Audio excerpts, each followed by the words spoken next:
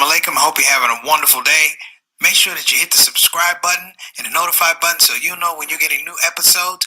And we just want to grow this project. I thank you in advance. Without further ado, let's get it rolling. The Shout Out Show.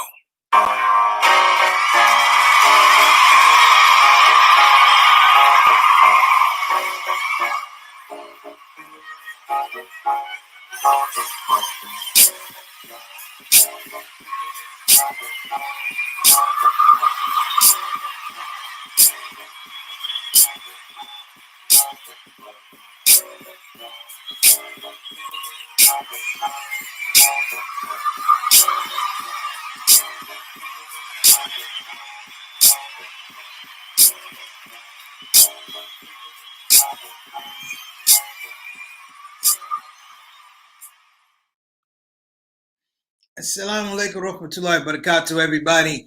I'm Preacher Ross, host of SOS, the Shout Out Show. I hope you're having a tremendous Saturday. If you're not having a tremendous Saturday, I hope it gets better. And if you can't make it better today, it's always Sunday. I hope everybody's having a good day. And I'm saying that for a couple of reasons. Number one, I haven't been checking on people the way I need to. I got to pick up the phone and make sure folks are all right. I need to follow and practice what I preach, like I was talking yesterday. That's number one. Number two is I feel like we need to have a little bit of a different format in that there's so many things going on with the world today. I realize I'm talking about things going on with the world, the wrong things, the crazy things, the suspect things, but we're not talking about the things that help us survive, the things or the narratives that actually keep us moving on. So today's topic, we'll be covering that. Before I get to that, some basic housekeeping. If this is your first time coming to the Shout Out Show, first of all, I appreciate you spending your little time with us. We appreciate everything. And I always say, please, when you come, I want to give you a compelling reason to come back to the show. One of the compelling reasons to come back to the show is that you are part of an amazing community of people that come to the show. They get their shout outs. And if you don't mind, on the way in, click the subscribe button. If you really like the show, click the like button. I know they say click the subscribe and the like button. No, we want to earn that like from you. So do that. Other news, brothers and sisters, our subscriptions are up. People subscribing to the show are up. I think we're at 106 today, brothers and sisters. Big number. We trying to get to. That's right, you guessed it. 107. Now, I also want to give a shout out to my regular folks that come on the Shout Out Show. You know who you are. You know who you are. Mom, Marie, Miss Eleanor, Sultana, Sister Rabina. Sister Sakina. A whole lot of people come on the show. But I want to emphasize that, this platform is your platform. And every once in a while, I like to take time out. I like to step back out of myself, if you will, to really talk about some us issues. Because what we're talking about is them issues. Them folks over there issues. I thought about what I said yesterday about President Trump getting COVID. And I think the sad thing about it was there were people around that man who knew what was going on. And for some reason, they didn't feel it in themselves that they could stop it. They didn't feel like they could talk to him. And that's a sad thing when you are an adult and you can't talk to another adult about some common sense stuff. All jokes aside. So let me give some shout outs. Of course, we got Ree. What's going on with your sister Ree? Hope you're feeling well. Sister Sultana, our consultant producer. Sister Sultana Ali, welcome to the show. Sister Sultana Ali, you doing well? Assalamu alaikum warahmatullahi wabarakatuh, in case I didn't give it. Sister Rabina, always giving that, I want to say, off the show information. She dropped some dimes in the Instagram DMs, folks. I got to start sharing some of those. I read some stuff. It was good stuff you sent me, and I'm going to talk a little bit about that. In fact, that's inspired the topic a little bit today. Sister Sophia, what's going on, Sister Sophia? Muhammad, thank you so much for coming on the show. Good to see you again.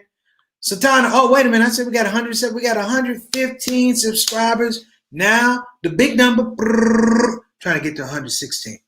And Sister Ika all the way from Indonesia. You're supposed to be sleeping. You're about 10 minutes away from Fajr. Glad that you can make it. So let me get to this topic that's been bothering me. It's been eating at me a little bit. Well, all the things that are going on.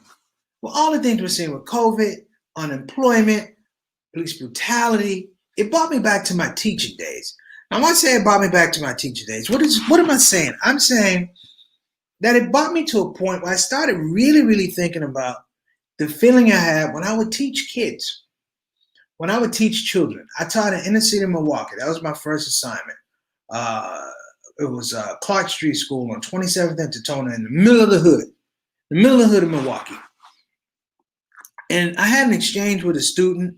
Didn't go well. He yelled at me. I yelled at him. He got me so frustrated. He cussed me out. I cussed him out. And yes, I was Muslim. That's how bad it was. And I had to back up. And the next day I saw him, I apologized. And he goes, Mr. Barnes, you think you're the first adult cuss me out? I said, no, I don't think I am. I said, but I don't care about everybody. I said, I want to be responsible about what I said. I said it wrong. I said, I care about you. My emotions took me to another place and I expressed it wrong. And to a man to a child, if you will, he looked at me and he said, that's kind of strange. And I said, why? He said, because nobody cares what we think and nobody cares what we feel. So in this whole plethora of problems that we have, I realized that we are raising children, our youth, in some of the most conflicting of times. And it becomes clear and clear and clear that you have to have the verbiage, you have to have the lexicon, you have to have sober language to talk to kids. And I don't just mean your sons and daughters. I'm talking about our youth. And why I say not just your sons and daughters, because they don't operate in a vacuum. They're around other kids. There are so many things going on right now that kids don't understand. There are Muslim kids who grew up after 9/11 that believe that the Patriot Act is just a part of the Constitution, that anti-Muslim sentiment is okay. Get used to it. There are people who believe, young kids, 4, 5, 6, 7 years old, who believe, evidently, when you turn on the television and you see a black man or black woman getting shot by the police or being harassed by the police, that somehow that's normal, that somehow it's okay.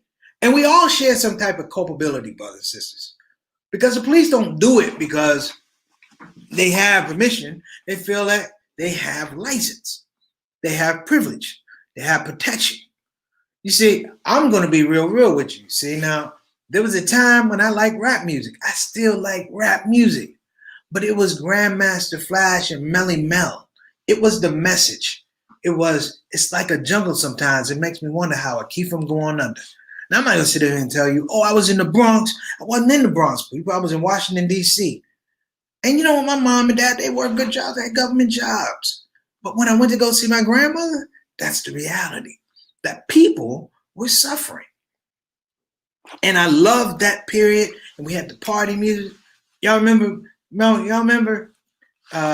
Sugar Hill Gang? And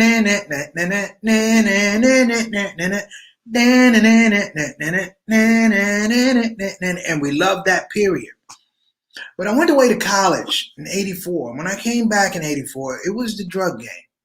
Crack was wreaking havoc throughout Washington, D.C., and Baltimore, and New York. And soon after, it took root in the South. It took root in the middle, in the Midwest. I mean, it did all of these things. You know, it did all of these things. And I mean, now that I'm older, my concern is like to that student back in 1992. His name was Jeremy Clark. I don't remember Jeremy because he was really smart, pain in the tail. And I realized that, you know what? I lost that kid. Let me be honest with you. I lost him. He's in Waupun, Wisconsin. He's in a correctional facility doing 32 years. And he's a Muslim. But I began to ask the question, with all of this stuff that's going on, what do we say to our kids? Let me get some shout outs here too. Sophia, oh, that's right. Oh, wait a minute. Sister Rabina. Yes, Sister Rabina. All our sons and daughters. Here's JT, Johnny. I call him JT. Y'all see him as Johnny L. Thomas. You know, I've seen his babies grow up. Sultana, that's right, takes a village. This is and make sure, Sister Sultana Ali, you're writing a book for the children. We want to know about that book. Love the title, Meet W.D. Muhammad, because a lot of our own people in our community can't talk about the significance of Imam W.D. Muhammad to their own kids, and they've been in the community. We can't even, some of them can't even speak to the importance of Malcolm, Elijah Muhammad, We can't speak to that. And I'm going to talk about that in a minute too. We listen to the watch prophets. Okay. Boy, Sister Rabina, you're going deep. For a minute, everybody. As you listen to this broadcast, I want you to take a minute and think about some of the things your parents told you. What did they say to you? The things you remember. Half the time we're trying to listen, like mom and dad going with that stuff.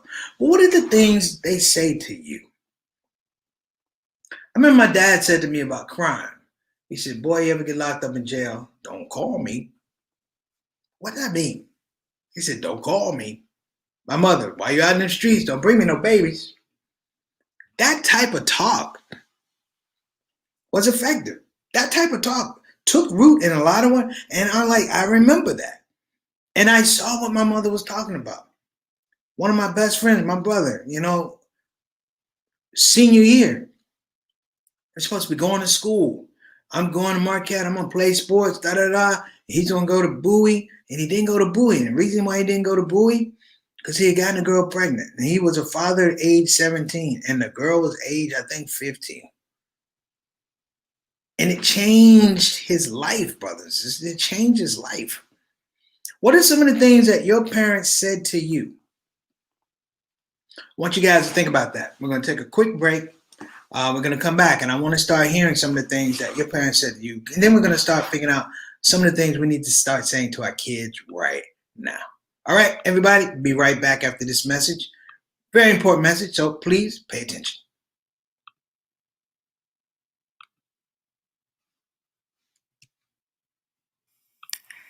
Hey, everybody. Assalamu alaikum. Hope you're having a wonderful day. Oh, got a problem.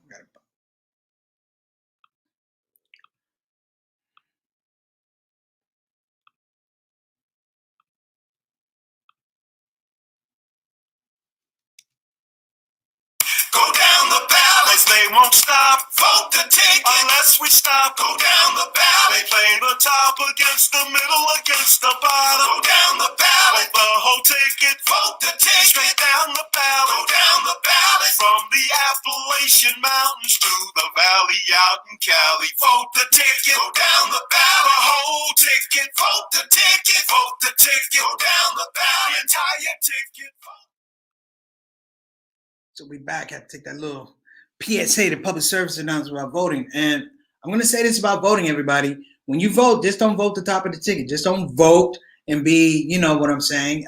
Don't be vote for the president. There's a whole lot of people at the local and the state level that you need to be paying attention to, because those are the people that control your local politics and your state politics. I'm through preaching. So Reed's got one here. Don't be a follower, be a leader. Yes, that's a big one. Would you say that to kids now? Because I'm looking at leaders now. Leaders are kind of shaky, Reed. She's got another one. Let me see. Be true. Be true to yourself. Enjoy life. Yep. Oh, it's an old one right here. Don't rush to be grown. So I knew that's some Midwest stuff coming out of there. Don't rush to be grown. My grandfather said something to me one time, hurt my feelings. I did something really stupid, and instead of cussing me out, he looked at the situation. He asked me to repeat what I did, which is pretty stupid. And he looked at me and said, son, don't take it personal. He said, don't take it personal. He goes, boy, at this rate, you're going to be dumb a long time. And then he followed up with, you're so dumb, you can't do wrong right. And that one hurt me to this day, brothers and sisters. I'm going to say, oh, Jay, keep your mind on those books and off those girls. Yep, that was a good one. That was a good one. Anybody else? Oh, here you go. There you go. You either listen to good or you feel it. Okay. My parents say either listen to good or you feel it. The choice is yours. All right. That's real talk. My mother said something to me that this is before I was Muslim. I still use this one. My mother says a quote to me that is really important. And what she says sometimes when things get difficult, or they seem like they're not moving fast enough or not to my satisfaction, my mother said every once in a while, Remove yourself from a situation and understand that you have to let go and let God. I like that one. Let go and let God. And that one's been something that I've stuck with a long time. Okay. She's telling us about the book, everybody. 5 to 11-year-old, the next book, 12 to 7, introducing Elijah Muhammad, Claire Muhammad. Most of the book will be all right. Okay. Well, keep us in tune. Sultana, make sure when this sister writes her book, we have her on the show, inshallah. Love it. I'm thinking now, because I've gotten some ideas from what you guys are saying, and I've heard a lot of the same things. But, what are we telling kids now? What are we telling kids now? There's a thing that went on when I was a teacher in Milwaukee. My brother JT will attest to this. That the system in Milwaukee, school system, it was very progressive, it was very slow. Very progressive, very slow. There were certain things that you didn't do. Like black people didn't really advance or ask the hard questions about their education. And then on the other side, they were used to advance educational pursuits for people that didn't look like them. The whole idea of charter schools and vouchers really starts in Milwaukee and Minnesota, as a matter of fact. And what happened is, a lot of the private schools had low enrollment. So they figured out a whole idea to get student allotment, money for student allotment passed over. Kids could come out of public school and they could spend it in the private school. Now, private schools weren't really set up to deal with some of the needs of a lot of these kids. So the kids wind up flunking out, getting kicked out, and they come back to the public sector, but there's no money. They've already used the resources. Okay, books and boys don't mix. Oh, that hurts. Thank you, sister. But here's something that's not so funny. One of the things I realized with Brother Jeremy when we had our falling out was this. That while he had great points, he had a great perspective, he had an amazing mind. What I learned about Brother Jeremy and a lot of kids today, they don't know how to ask the question. They don't know how to ask a question, engage a question. Let me tell you what I mean. Public education back then, really like now, is really meant to suppress inquisitiveness. It's meant to suppress you going. People talk about voter disenfranchisement. That's what it is. You don't want to know the answer. When you don't want to know the answer, you don't put energy into the question. Voting is a question. The results are the answer. And so we have a generation and a half of kids and adults that have been trained, programmed, if you will, to not ask questions. When you turn on the television, that's a dead engagement. You're just watching TV. I miss the people that would yell questions at the TV, like in the movie, "Why are you going in there?" And I would laugh because it gave me a little bit of spark that somebody, even though it was a movie, they still had a question. We're now in this situation now, and I ask the question, what do you say to your kids? Here's one thing I would say to all of the kids and all of the parents. Tell your kids, don't be afraid to ask questions. That's number one. And number two, if you don't get the answer you believe is suitable, don't be afraid to go investigate and go find the answer. Here we are now, 2020. We have a generation of kids that are plugged into smartphones, they're plugged into computers, they're not doing the engaging work. You see what I'm saying? The engaging work. What do I mean that? What do I mean by that? I was typing on my phone. I was texting somebody. I haven't figured out how to do this, but I will. The first time I got an iPhone, let's go there. I was texting and I made an error. And what happened was, before I could back up and correct the error, it corrected itself. I said, what? It corrected itself. It auto-corrected. Now, people go, oh, this is good. I'm not a great speller. I'm a pretty good speller. I'm a writer.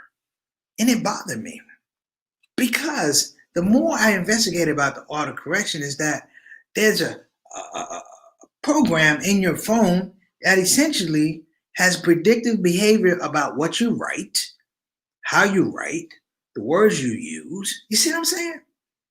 This moves you away from your own individuality. I like making mistakes and correcting my own mistakes. But now I had something on a phone, a piece of communication, brothers and sisters, that was correcting it for me. And our children have the same scenario.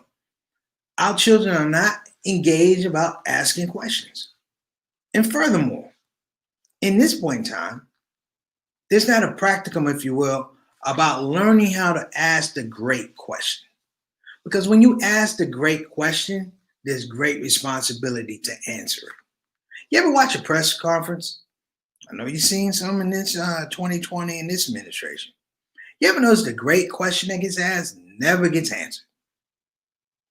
The great question that's probing and can be revealing is the question that gets disregarded, plain and simple.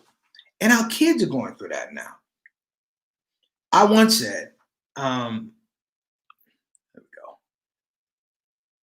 you go. Reddit changed things in me. Changed things in me too. Yes, predictive programming algorithm. Thank you, Sister Rabina. But you got a lot of information, Sister Rabina. I'll give a shout out to Miss Eleanor. What's going on, sister? But you see what I'm saying? You now have this predictive algorithm. And I talked to a friend of mine yesterday. He cut off all the notifications in his phone. And I'm like, dude, what's up? We were talking business. Da, da, da. I'm thinking maybe, we fell out and you just didn't tell me. He said, no, man. He said, I cut off all the stuff on my phone. I said, why? He said, man, because they could track everything you're doing in your phone. And if somebody can track everything you're doing in your phone, and they can piece together a picture of all your information, I'd say a portrait of who you are, and not tell you, what do you think the intentions are? Our children are going through the same thing. Teaching, pay close attention to this whole thing about sending kids to school during COVID. You guys have heard me say this before, and I went off on it, and I felt like I was correct. Why would you send the kids to school? What are you programming the kids to think? Because you're not going to school thinking, you know what, I'm going to apply my best self. You're thinking, I could go ahead and get sick. So your learning is flawed. And in this learning, that the idea to do it comes from the top. It comes from the top. And I've said this before, and I will reiterate, we do need to sit down and talk to our children about investigating, asking questions. Don't let people give you answers anymore. Don't let people give you answers anymore. The most frustrating thing about all the pro-Trumpers and they don't ask any questions. Blindly, they don't ask any questions. And it's scary, brothers and sisters. When I say scary, I mean it causes a fear in me I don't even like to talk about. Because that fear is what they used to talk about mythologically back in the day. Black folk used to talk about how you go to court and you never win. Right? Why didn't you win, brothers and sisters? Let me tell you why you didn't win.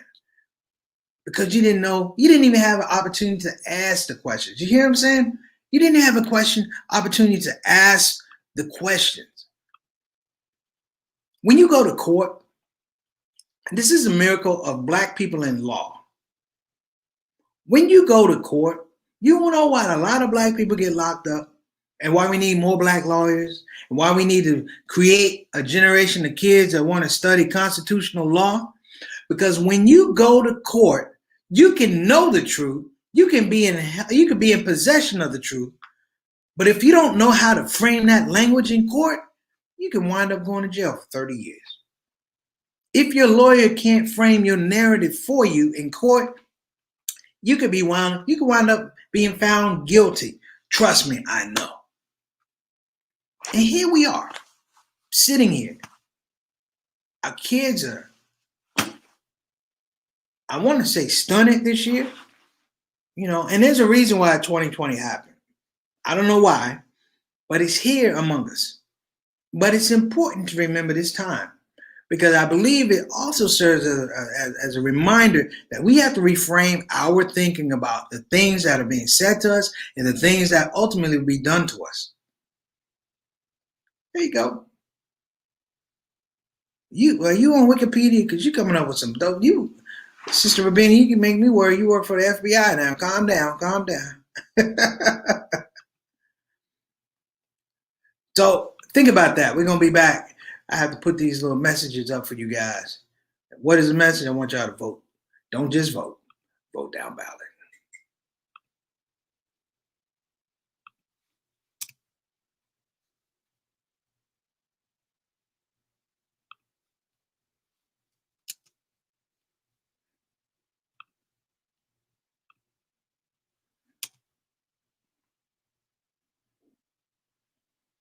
Well, I know who I'm going to vote for president. That's great. How about everyone else? Don't know much about them. Probably will leave them blank or pick random people. Don't do that. Vote the ticket. Down ballot. Why? What does it matter? Start a wave. Wash out 2020 and start with a fresh 2021. Wash out 2020? Sounds good to me. I'll vote down ballot. Yeah, use your power so I can use mine when I turn 18. Vote the ticket. Vote down ballot.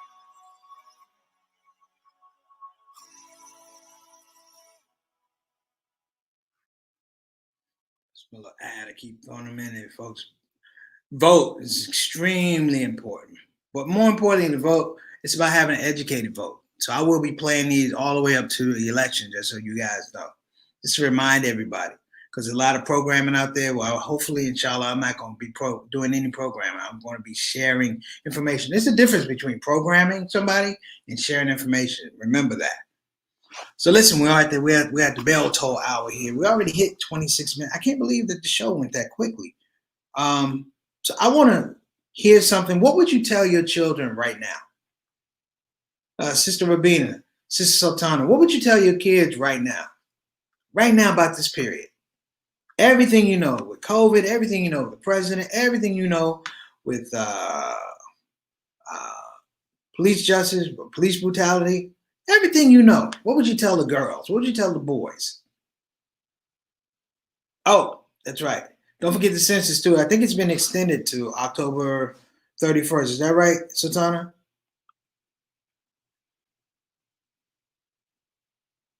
Let me tell you what I would say.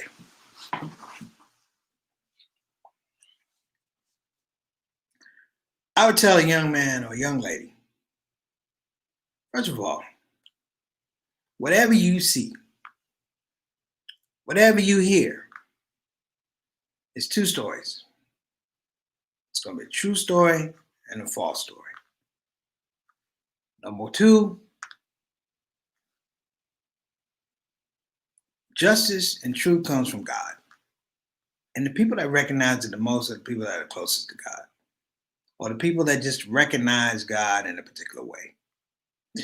Number three is, don't be lazy. Become efficient with understanding information. And if you have to learn a particular type of language to get that information, don't hesitate. I'm a firm believer in this right here. If I have to tell you to do something, there's two things I'm dealing with. Either one, you don't know how to do it, or number two, you don't want to do it. And somewhere in between those two things is the truth. So brothers and sisters, we're going to check out, and I'm going to suggest everybody literally watch a little TV. Watch those political ads. Watch those commercials. There you go. Stay away from mainstream media. Do not believe it. Research the fact. Yeah, I've become, Sister Rabina helped me become a lot more into the research. I appreciate it. But don't be lazy, brothers and sisters. People count on you being lazy. It's like when I found, with a bully. If you ever have to deal with a bully, what a bully counts on is the first or second time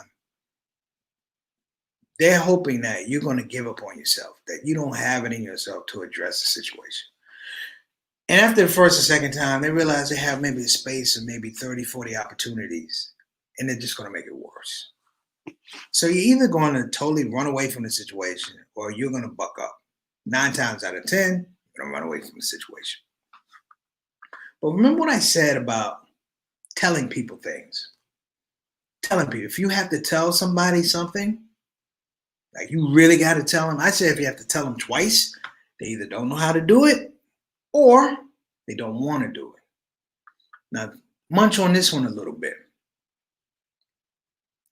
How about when people are telling you things that you didn't ask for? And they don't just tell you once. They don't just tell you twice.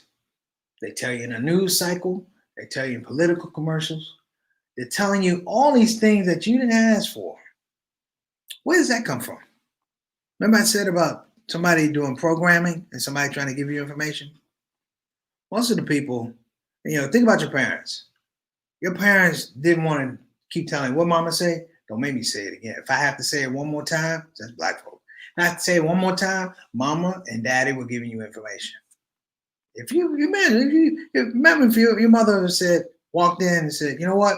I'm going to tell you 5 more times, 6, 7 if you need it, 8, okay, 10. As a child, you'd be confused. However, that's happening to us right now. Right up underneath our noses. It's happening to us right now. So I want everybody to just be astute and be aware. And for this election cycle, don't believe a damn thing. Do your own research.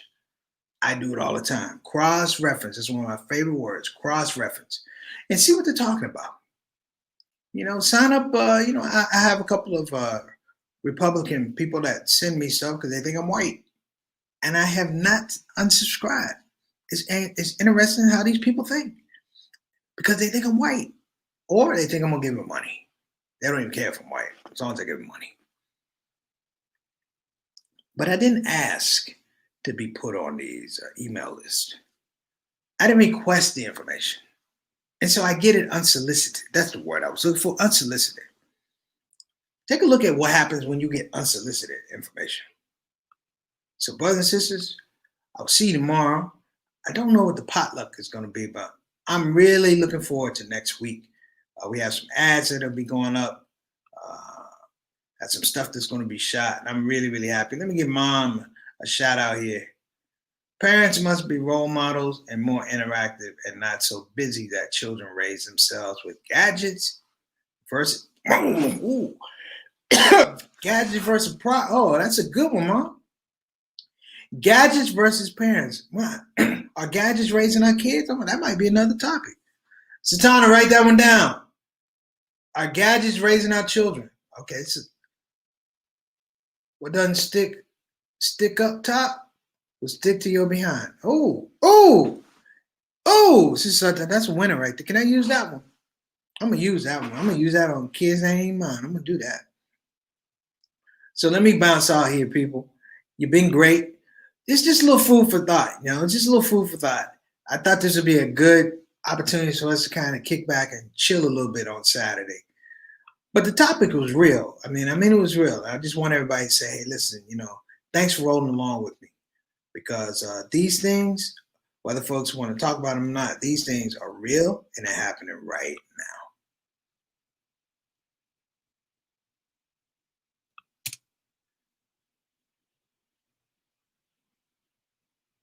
Hey everybody, this is your brother Preacher Moss. Listen, I hope that you enjoyed your Shout Out Show experience. We'll be back with the next show, the next Shout Out Show. A simple ask before you go, please help your brother out. Click that subscribe button, click that notify button, and I'll see you again on this side of the microphone. You probably wonder what that smell is. That's me. I smell good. And the reason I smell good is because I use oils from Tarifa Tar. So I'm not saying you can't smell good. I'm not even saying you stink. I'm saying you have the opportunity to smell exquisite. Check out tarifatar.com for some of the best oils and scents in town.